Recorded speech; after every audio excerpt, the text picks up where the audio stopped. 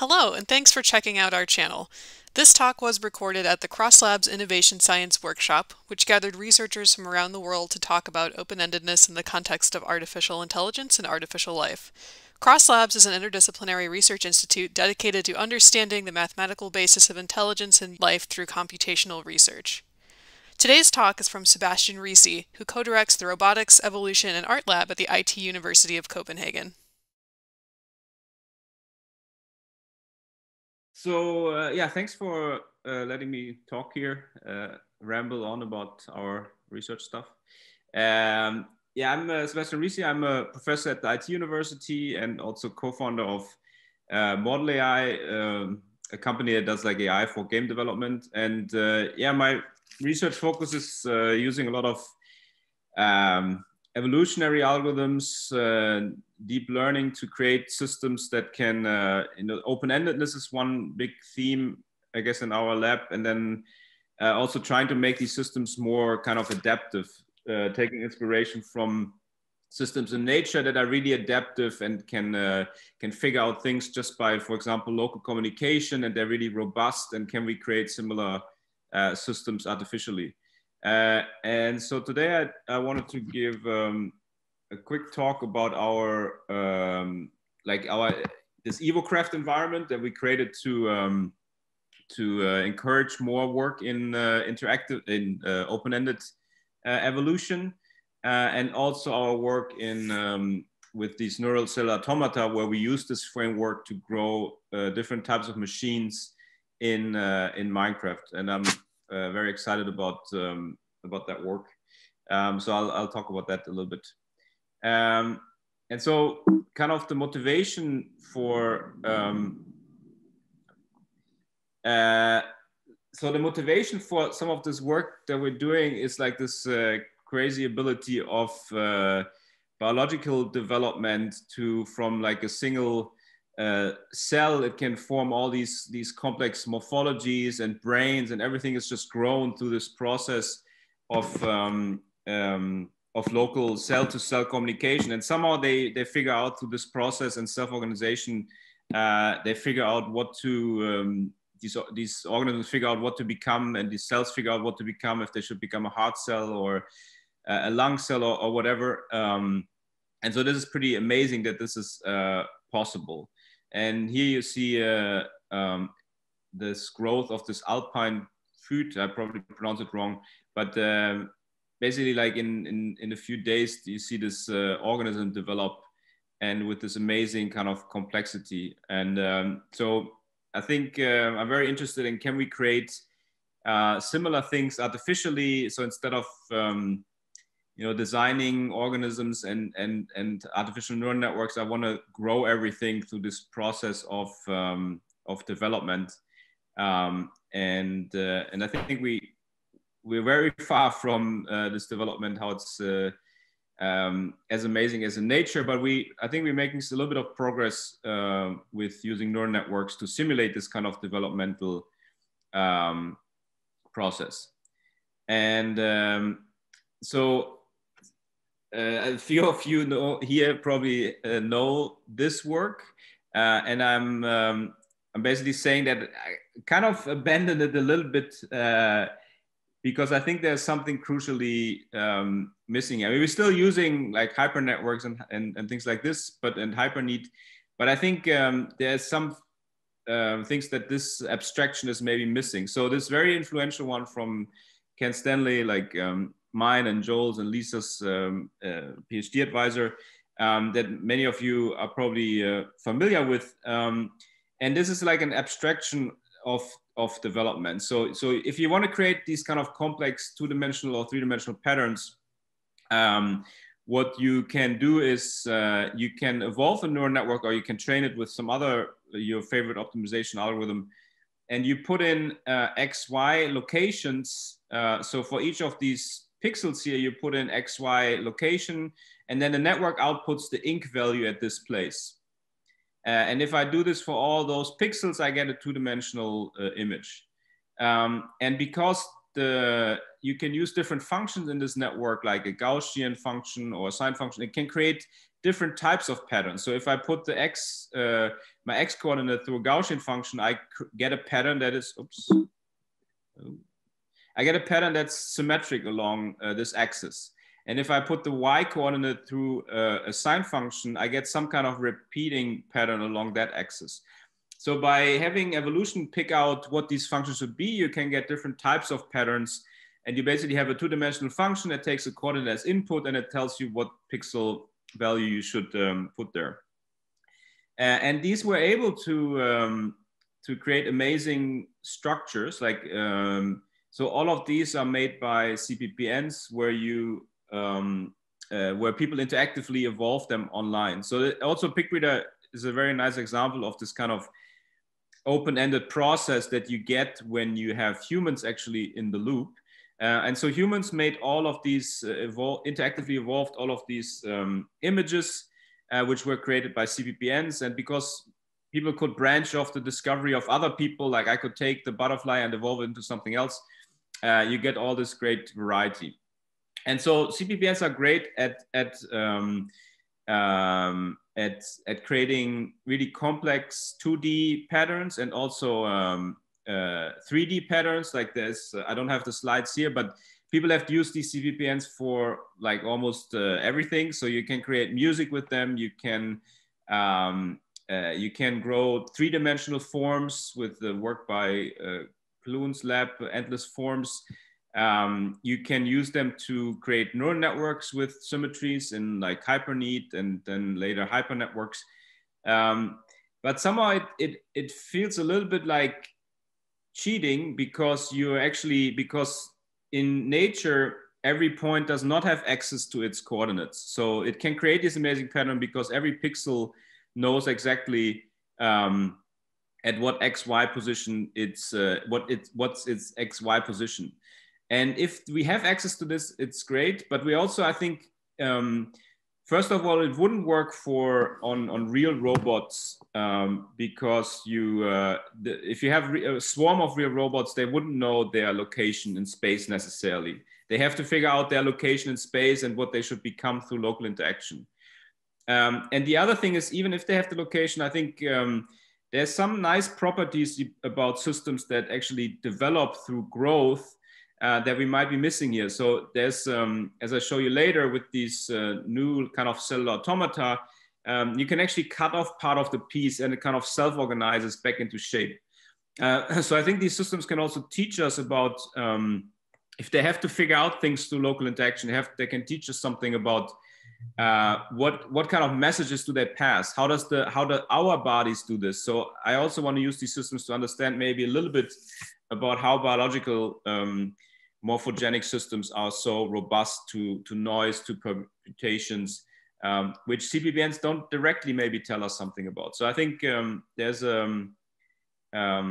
interesting work where we try to simulate this developmental process on a slightly lower level of abstraction instead of going directly with a function that's evolved that tells us what pixels should be. And so some work we did in this, now I don't have the date here, but maybe 2016 or something with Stefano Nicele is to actually use the CPPN, but use it in a different way than it's typically used. So we have a CPPN here, and currently this is empty, but it can add different functions. It can add functions like the CPPN function, like sine and Gaussian, and we use it as a replacement for cellular automata update rules. So each pixel here looks at each cell looks at its neighboring cells. So that's the inputs here. And then it decides if it should be alive or if it should die. And then we evolve the CPPN like we normally do, but we apply it iteratively. So each cell applies the same CPPN and to update its state. So it's not that the CPPN sees the XY location, it only sees the state of its neighbors, each cell. And then we wanted to see, can we, like these typical experiments in morphogenesis where you want to, from a single cell, you want to grow a specific target pattern. So you want to grow this pattern or this pattern, and then you reward fitness by how close do you get to this target pattern. And this has been, and it kind of works for some patterns. So it works for, you see here, the growth process guided by this iteratively applied CPPN, and it grows into a target shape. But even with these kind of small patterns, it has difficulties. So with, I think the Nordic flag was quite difficult to grow because the system has to figure out to exploit this kind of self-organizing process to grow a certain target. So that's a quite challenging search space to figure that out. And so, and you can also use the same process. That's what we published recently. It's basically based on the same idea, where we use the same process, but to grow not these static images, but we use them to grow virtual creatures instead. And in this case, we also use evolution. And in this case, fitness is not how close you are to a target pattern, but how well you can locomote. So this is also a task that has been done with CPPNs before, but we wanted to see, can we do the same thing by just local interaction of these cells? And in fact, we can do that. So we can grow things. And interestingly, we can then they locomote. And the interesting thing is, what we can also do is we have a little bit more realistic way of then simulating when you remove a limb, we can regrow it using another cellular automata that is, and that only regrows that limb based on the local communication of cells. So instead of having access to the global coordinates, we can do something similar and regenerate robots. Which you could, in principle, if you have the right hardware, you could maybe someday do this also in a physical system, which is kind of exciting property. But still, this robot and the morphogenesis pattern I showed you before, they're still quite simple compared to things we see in nature. So they are limited in the number of pixels. Sometimes they have problems, like this problem we have problems generating. In some instances, regeneration was difficult if it was a more complicated problem.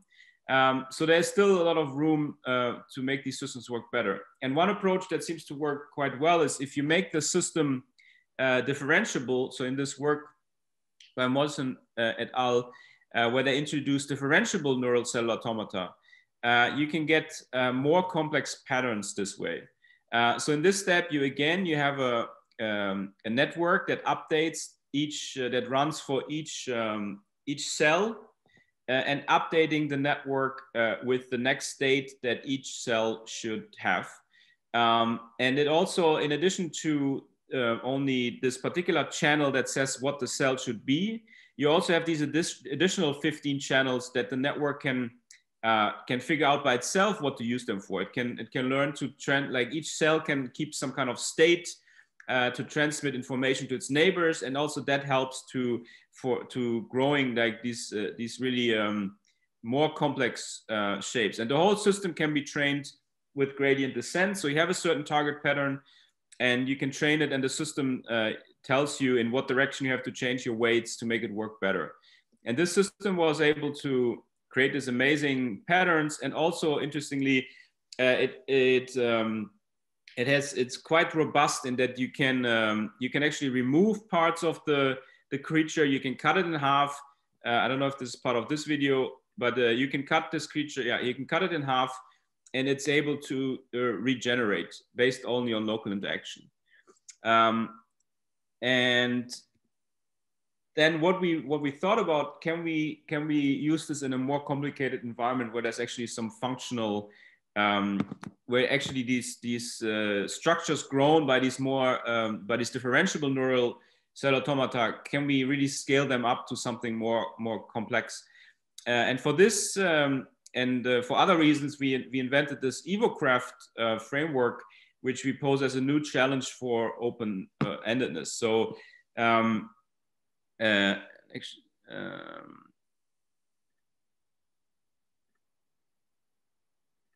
Just check. Sorry. So there's a lot of like other platforms for this. Can we investigate open-endedness and creating things that increase in complexity? And there are a lot of like very interesting frameworks there, but we felt like all of them were missing certain components that we would like in our open-endedness frameworks. And that's why we thought Minecraft is the kind of could be the perfect framework for this, because Minecraft basically allows you to do anything you imagine, like people building all these amazing structures in Minecraft, people building computers to simulate Minecraft itself. They're building robots. So basically anything you can imagine you can do in Minecraft. You can build like the work by Salge, you can create settlements. They also have the settlement generation competition. And for us was also important that you can create functional artifacts like moving machines, for example. And you can make them, what I think is really nice about the framework or Minecraft in general is that you can make things out of a limited number of blocks. So there's some kind of nice resemblance to, I think, how nature makes this complexity. It has these ingredients and then it puts them together. So the blocks are given and then it's up to you kind of what you make out of them. And so we thought this new framework that we made, which gives you a kind of very simple API, so there's not so much magic about it, but it gives you a simple API where you can read blocks, you can also track blocks, you can place blocks, and so it gives you all the kind of ingredients that you need. So there are a few other API functions that it has, but this gives you kind of the basic ingredients that you can run evolution. So you can have an artifact in there and then read back, for example, how far did this artifact travel? So all the things you need to run an evolutionary process or some optimization, you basically have available. And then we scaled up the system, this 2D differentiable system you have seen before. We recently scaled this up to growing 3D artifacts and functional machines in Minecraft. So we're using 3D convolutions instead, but otherwise it's a very similar kind of network to the one we've seen before. And that network, just through local interaction of cells, decides what voxel, what Minecraft block each voxel should become in the next time step. And we also start again from one single block to grow complex structures. And then we wanted to scale morphogenesis to kind of a more higher level. And so we have some structures in here that we tested, human-made structures that we wanted to create that have over 3,000 blocks and over 50 different block types. And we were actually surprised that we were able to, that it was able to still work. So this shows the neural cellular automata in action, just from a single voxel kind of regrowing these structures, like this trees, an apartment building. And we were surprised that you can actually go inside this apartment building and it basically, almost without any errors, it recreated this apartment building just through local interaction. And I didn't think initially this was possible. So done by this great team, they figured out how to train these systems. And then it can also create these kind of functional machines. And I think this is particularly interesting also in terms of open-endedness. So it was able to grow this functional machine. And then interestingly, if you now cut it in half, it is able to regenerate. So this could be, I think, the basis for, I mean, this is basically, you see here like a system that can reproduce.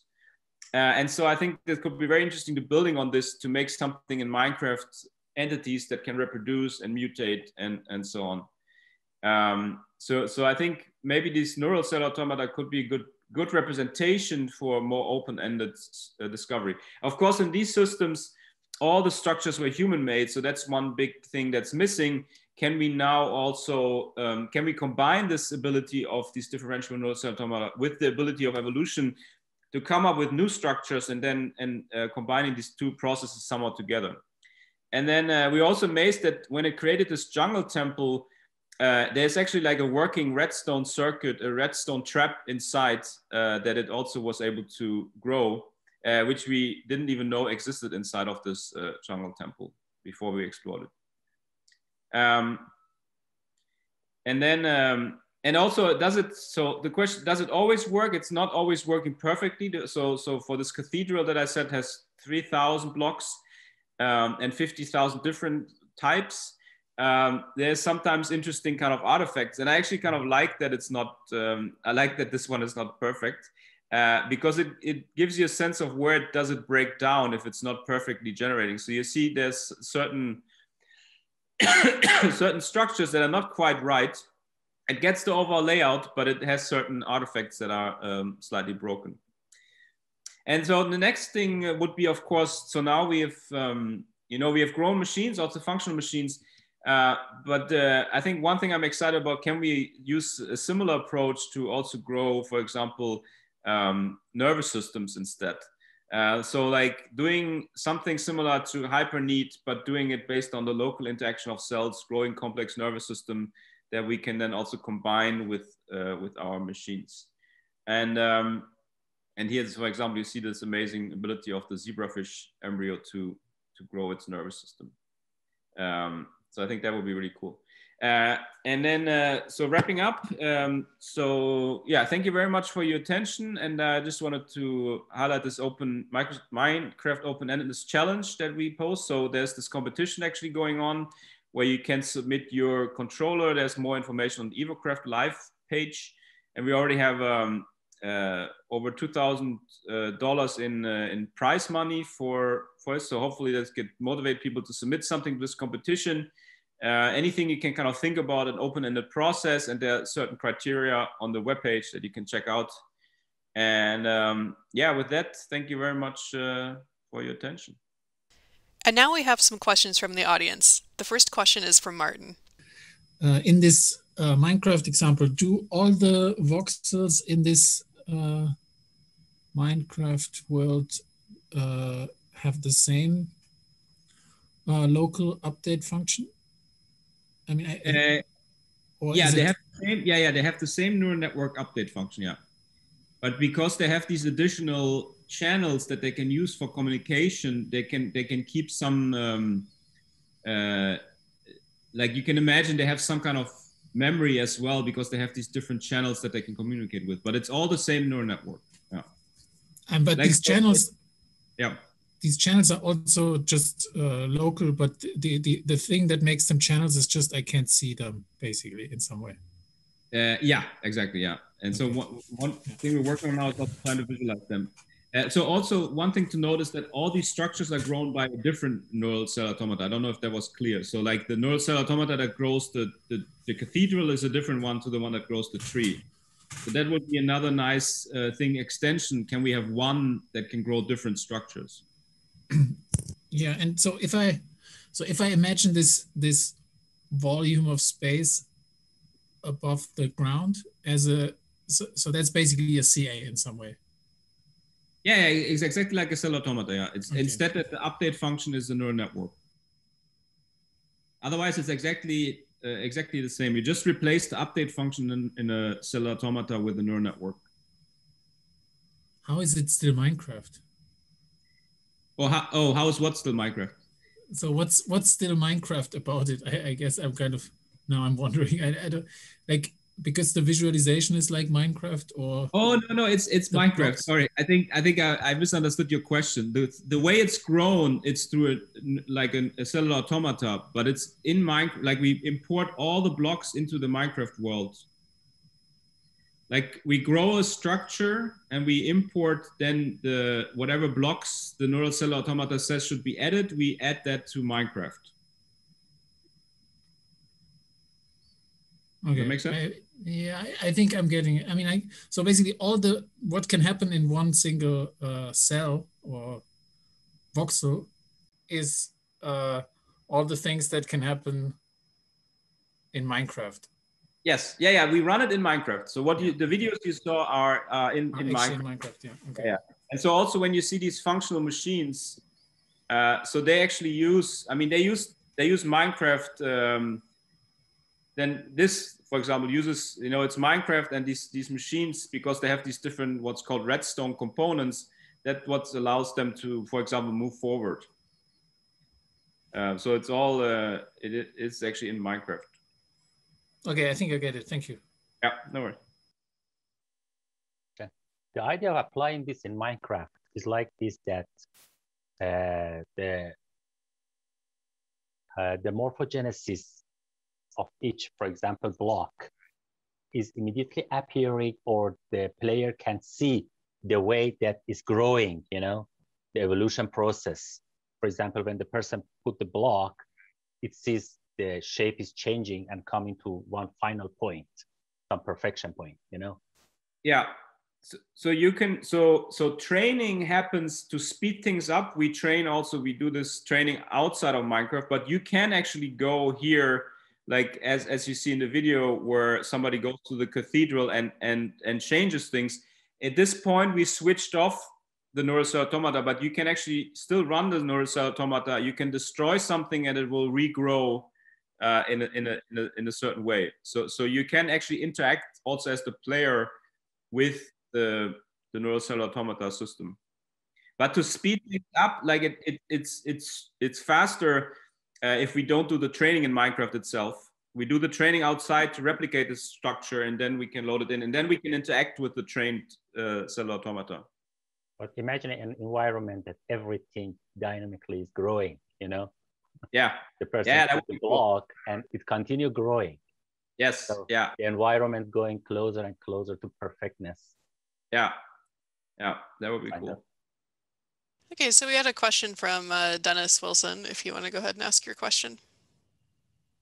Yeah, thanks. And thanks for the really interesting talk, Sebastian. I'm wondering about the ability of the cellular automata systems to generate things that are out of distribution from what they're sort of trained on. What we see with GANs is that they basically learn how to compress all of the information that's in distribution.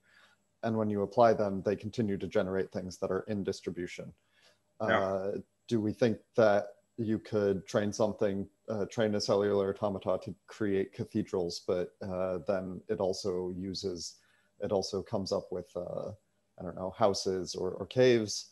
And the biology example that I thought of is like the recent work that has been done with xenobots, where they're using frog cells to create small cellular robots. Those, I think, could be considered very out of distribution from what evolution originally had planned. Yeah, I think the current system probably, so one thing you could imagine just mutating the cellular automata that grew the church, but I don't think it would grow like a cave probably. But I think if we add, I think we need to add certain components to our system to probably allow that. Like, I mean, also in the case of the xenobots, they took this. I mean, that's one thing you could already do. I mean, you can take components. What they basically did, I guess, with xenobots is you take a component, like you take a part of a church, right, that is grown, and you combine it with a part of a cave that's grown, and you combine it with like a part of the salamander that's grown, and then you make something new. Of course, you could do something like this manually, like I take these parts and put them together. It would be cool if you can then still continue evolution from there to taking these parts and then continuing evolution. But that's something that we haven't really experimented with yet. But it's definitely a big, I think the next thing would be to allow it to not only grow one thing, but to some way allow it to grow, yeah, a diversity, like a distribution of stuff, or maybe even going outside of the distribution. Yeah. Okay, so the next question is from Kai. Finally, it's my turn to ask you the question, Sebastian. Yeah, so in the case of the cathedral, what do you think was maybe lacking to reproduce it exactly? And is that something you even care about with these systems? And if we don't, then how would you come about saying this is good enough? Yeah. So we also looked at this kind of training plots, like the error over time, and it's just that in some instances, I think we probably could have gotten it to work if you need to increase the capacity of the neural cellular automata. It could be that it needs some more channels. Maybe you need to just let it run for longer. But I'm also not so interested in it running perfectly. I actually think it's kind of nice that it breaks down in some interesting ways. I think what's more maybe interesting is to how, like in nature, it can also, I guess, not be perfect, right? If you grow an organism, there must be sometimes like when a certain cell is not the role it's supposed to be.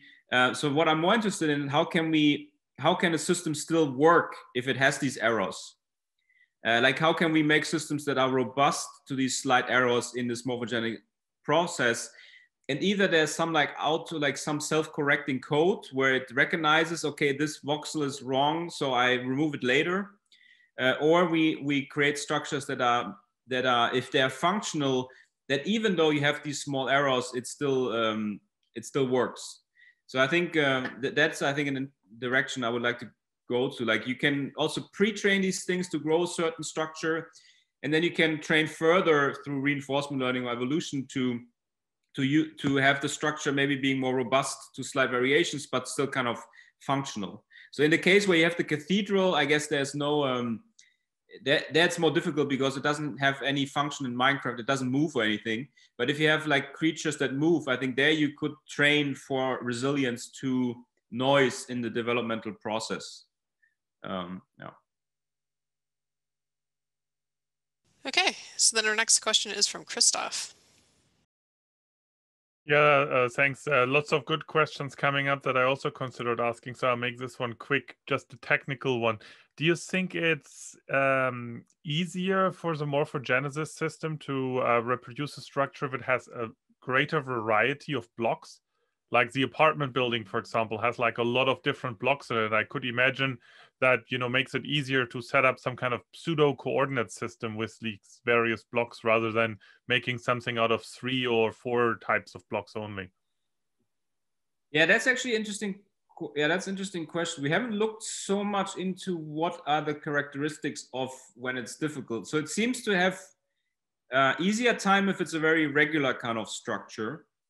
But then, yeah, it's a good insight. I think I haven't really considered that more blocks might actually be easier because you can set up this coordinate system. So I think that's something I think at some point we have to systematically study maybe, I don't know, procedurally generating different structures with different numbers of blocks and different regularities and see which ones are easy and hard. I think I don't really have a so good intuition yet. I would have thought that the apartment building would be harder, but somehow it has less problems there than this cathedral. So I guess it is something to do with the coordinate system, like how often, I guess how often in the same configuration of blocks do you have to do something, place a block differently? And maybe that's somehow different in the cathedral, that some things are kind of the same, but they're you have to place blocks slightly differently, and you don't have any coordinate frame to tell you what to do. So that might be a good explanation, but that's definitely something I think we need to look into. Yeah. Cool. So then our next question is from Nicholas. Yeah, so I'm curious basically to what degree these things will adapt to boundary conditions if you impose, instead of the floating over bedrock, if you assembled like part of the building, would it, you know, jump to it like glue? And if you created, say, different base terrains, to what degree would it make the building actually flow along the terrain versus just break? And also, does that particular property change over the course of training? Like, are things late in training more fragile or less fragile?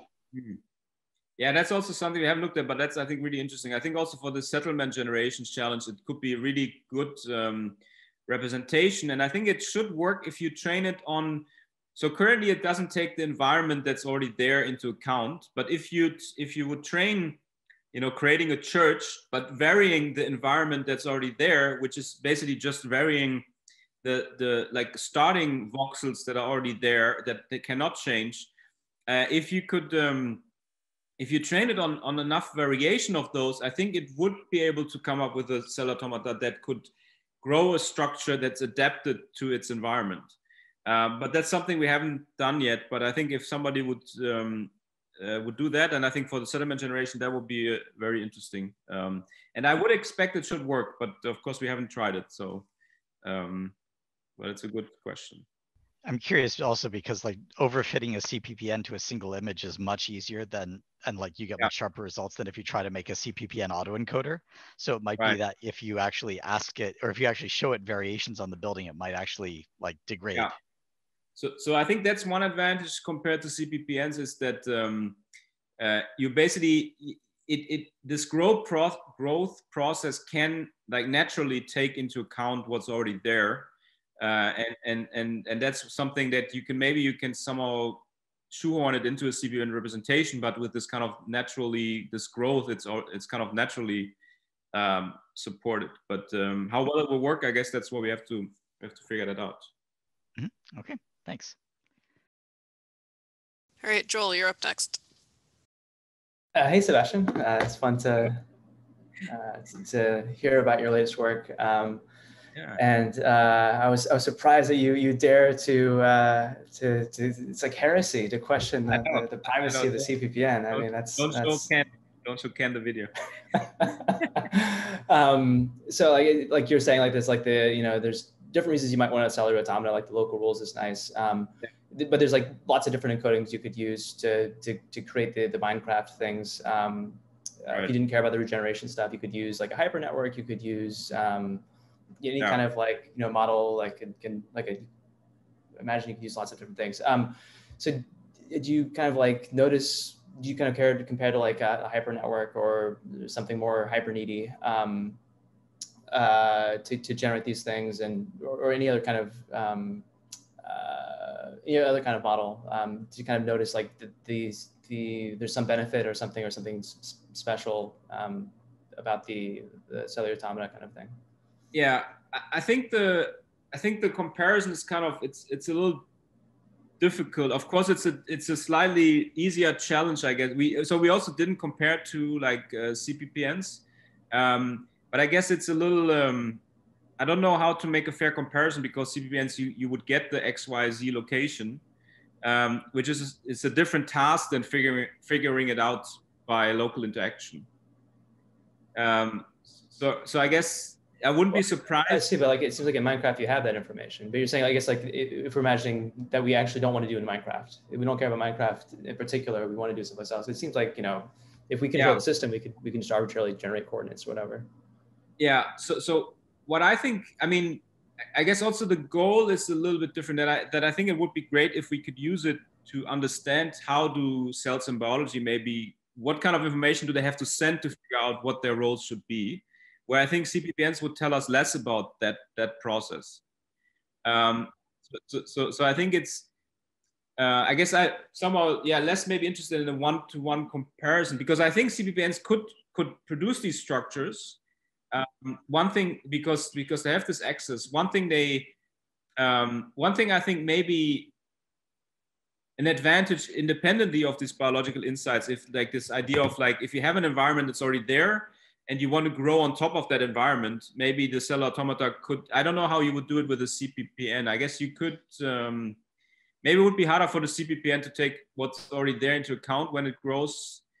I mean, it could maybe also do this, but I think I'm interested in kind of getting maybe some biological insights. And then also, if we wanted to create these things in the physical world, like imagine these kind of robot swarms or something, where we don't have XYZ location, and we still want them to, like, it could be drones, it could be these kind of kilobots. Some people did already experiments with this, but with more simple shapes. I think in that instances, you need this kind of local communication. There would be no way around, because you just don't have this XYZ coordinates. So I think I'm more interested in those areas, but that makes sense. But it could be if there's some way of, I mean, one way of doing, I think, an interesting comparison, which we haven't done, but probably a good idea, like in the squishy robot domain, like these soft robots, right? What I showed, this one. So here we could have a comparison, which we didn't do, about the things that are created by cellular automata, and because we already saw how CPPNs can create those, and we could see which is easier to optimize and which gives you maybe a greater variety of different structures as well. But that's something we haven't done. But that, I think in this domain, you could do a kind of more fair comparison, at least maybe not with regeneration, but with just seeing how easy is it to optimize, and how diverse are the structures you get. Yeah, that makes sense. I mean, like the regeneration stuff is really interesting, and I like cellular automata. I was just kind of curious if there was motivation beside that. Cool, thanks, Sebastian. Yeah. It could be interesting, I think, also to do some kind of map elites illumination, maybe, where we see in what areas does it have more problems to express things, like CPPN versus Neural Cellular Automata? Yeah, that'd be interesting. I haven't done it. Cool. So we have just a couple more questions. Next one's from Nathaniel. Hi. Yeah. So this was a clarification question, really. So I was just wondering whether, in the way it works currently, is there a feedback from the Minecraft dynamics to the neural network? Because you talked about functional machines, and I'm wondering whether that just means it kind of reproduced a human-designed machine very accurately so that it still worked, or if there's a way that it can actually, is there a way it's actually capable of caring whether it works or not because it knows what the physics are doing? Yeah, so we did experiments actually within the EvoCraft framework where we didn't use Neural Cellular Automata, but where we actually did try to evolve like a flying machine from scratch. And in this case, we used, for that one, we actually used more of a CPPN-like encoding. And for this one, we gave back from the system the fitness, how far did the center of mass of this structure that you made travel.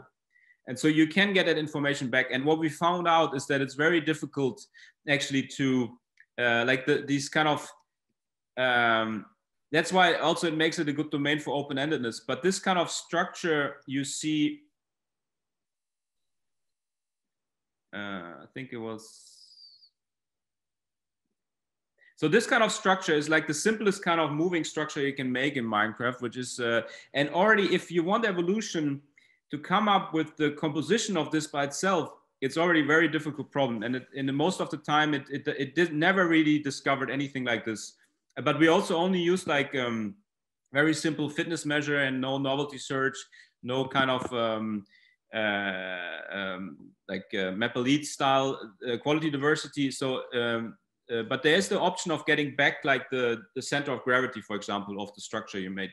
So you can run evolution. I was actually wondering, like, also like not just about feedback via fitness, but also feedback during the morphogenesis process. So yeah, like you could have it so that the physics are actually active while it's while the neural network is kind of running, and then so that then, I mean, at least like, you know, like you don't like have to try and make it come up with these things for itself, but at least its dynamics can depend on what's actually happening in the physics. So it can kind of have the capacity to realize it's not doing what it should and adapt somehow, right? So that's in the neural cellular automata work, we didn't use that because just to speed up the process, but you can, the framework supports it. So you could change it to already during growth, take something into account from the environment. It just will be a little slower. Okay, cool. Thank you. Okay, and then we have a question from Lana. Yes, can you hear me? Yep. Okay, so my question was, could you make two automata that can interact with each other somehow, and maybe one only use one type of block and the other one a different type of block, and when you put them together, they make something? Yeah, that's an interesting question. We haven't done that, but we're currently thinking about how can we scale this up, because this will probably not work if you have, let's say we want to grow things with millions of parts. Then the simple form of the neural cellular automata will probably not scale. So yeah, maybe having an interesting idea to maybe having them for different materials or different levels of somehow hierarchy could be interesting. You could also, I think, maybe could do some interesting co-evolutionary dynamics if you have something that can only place this block and then they have to kind of collaborate to make something together. So that would be very cool. But I haven't done that. Yeah. Thank you. Yeah. Also, thanks to all the people. There are a few people here that will be judges on the Minecraft competition. So thanks to all of those. Okay, so I think we have time for one last question from Yarda. Yeah, okay, so maybe just a practical question. So you mentioned that you are training like outside of the Minecraft so that it's faster. And as if I understood it correctly, only for the neural cellular automata, not for the other stuff we have in the EvoCraft paper. Yeah. Yeah. Okay. So it's reasonably fast, so you can train like directly in the Minecraft. Yeah, it's like also we have some students working on right now trying to parallelize it. So because Minecraft normally runs like in a single thread, so we're trying to parallelize that you can train faster. So that's definitely important. I think if we want to scale this up to that, we can make training as fast as possible. And so one way we're doing this right now is also that we have so when we use evolution, we just place. So instead of evolving one flying machine, we have like 10 different ones like evaluated in parallel in the same world. Mm-hmm. Yeah. So that's one thing you can do. Like you can place them in the same world and then just evaluate all of them in parallel. Okay, so it's not that you would have two simulators, like one with the graphics and one faster for the